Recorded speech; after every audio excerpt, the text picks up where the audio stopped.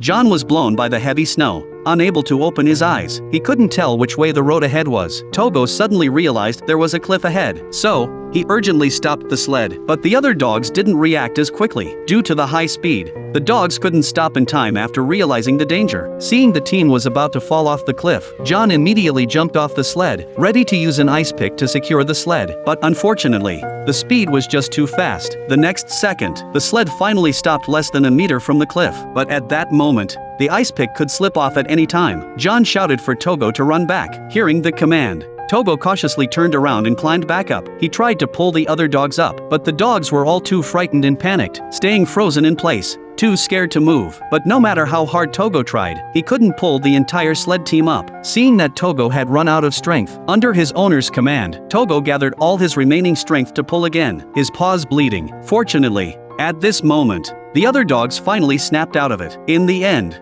thanks to Togo's efforts, the sled was finally pulled up. 1 person and 10 dogs survived the ordeal. Togo walked over and licked John's face, telling his owner not to worry about him, that he was fine. It was then that John realized Togo had injured one of his front legs, but Togo didn't seem to care. In his heart, his owner's safety was more important than anything. Afterward, the sled team reached a nearby house before dark. Inside the house, there was a very beautiful girl. She helped treat Togo's wound simply. After resting for a night, before dawn the next day, John set off again with the dogs. Due to the previous delay, John decided to take the shortest route, which was to cross the dangerous frozen sea. At this point, the sea had already formed a thick layer of ice. But just as the dogs were running on the ice beneath them suddenly cracked open. The constant cracking noises startled John. The dogs were also terrified, and they all huddled together, too scared to move forward. Even Togo, who was usually strong and brave, looked back at his owner. John knew they couldn't keep going like this, so he began to cheer them on. "My little dogs, we are not afraid right now. This is really easy for us. No need to fear. We will overcome it. My dogs and I will definitely win. Don't forget,